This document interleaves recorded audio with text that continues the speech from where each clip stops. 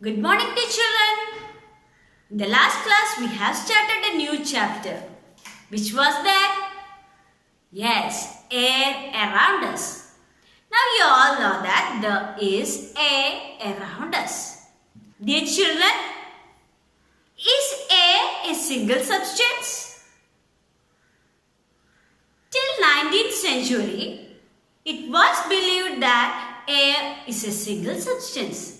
But now, scientists have proved that air is a mixture of different substances. So, air is not a single substance, but it is a mixture of different gases. Today we are going to learn the composition of air. 78% of the total air is made up of a gas called nitrogen. Then 21% of it is made up of oxygen and the remaining 1% is made up of other gases like carbon dioxide, water vapor and also dust particles. Now let's learn about different components of air. First of all, we are starting with oxygen. You all know that oxygen is necessary for our existence.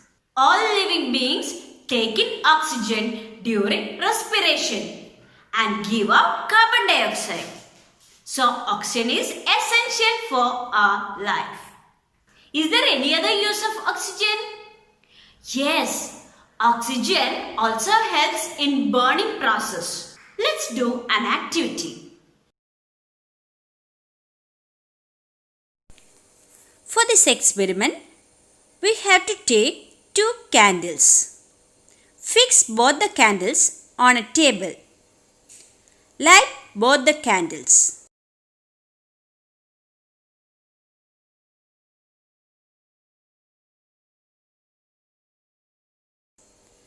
Cover one of the candle with an inverted glass tumbler. Observe both the candles carefully. What do you observe?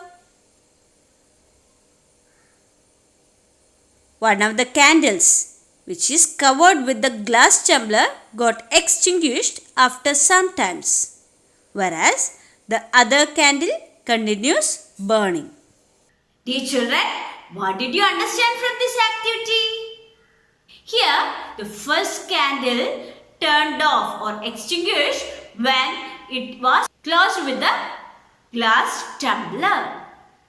Why? Because when it was closed with the glass tumbler, the air is not able to enter into this glass tumbler. As a result, air inside the glass tumbler finish, it stops burning. On the other hand, in the case of second candle, as we are not closing it, it is getting a continuous supply of air. As a result, it continues its burning process. You may have also noticed that the first candle stopped burning only after a few seconds. Why is it so? It is because there was air inside the glass tumbler for some time. Only after some time the air finished. It is because you have already learned that the empty glass also contains air. When it was closed, it contained oxygen in it. So the candle used that oxygen for burning. But after some time, when all the oxygen gets used up, it stops burning. Do you know which gas is released on burning fuels?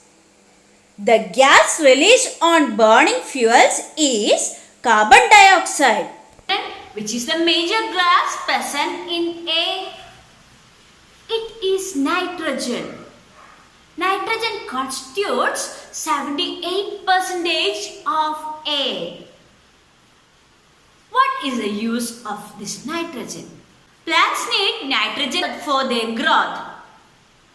Even though they cannot absorb nitrogen directly from atmosphere, during the process of lightning and also by some bacteria present in the leguminous plants, the nitrogen gas get converted into some other compounds which gets absorbed by the plants, which forms proteins and many other vital nutrients.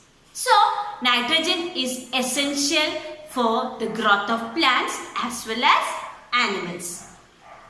Animals get nitrogen from plants. Nitrogen is a gas which does not help in burning. Now there's a question for you. Question is, what would happen if air was all oxygen? let's discuss the answer in our interactive session. So in today's class, we have learned that air is a mixture of different gases, 78% of which is nitrogen, 21% is oxygen, and the remaining 1% is carbon dioxide, water vapor, and other gases. Then we have learned about oxygen, which makes up 21% of the air. It is essential for most living things. Plants and animals take in oxygen during the process of respiration. It is also used for burning. Then we have learned about nitrogen, which is essential for plants' growth and which does not support burning. We will be learning about carbon dioxide in the next session. Thank you.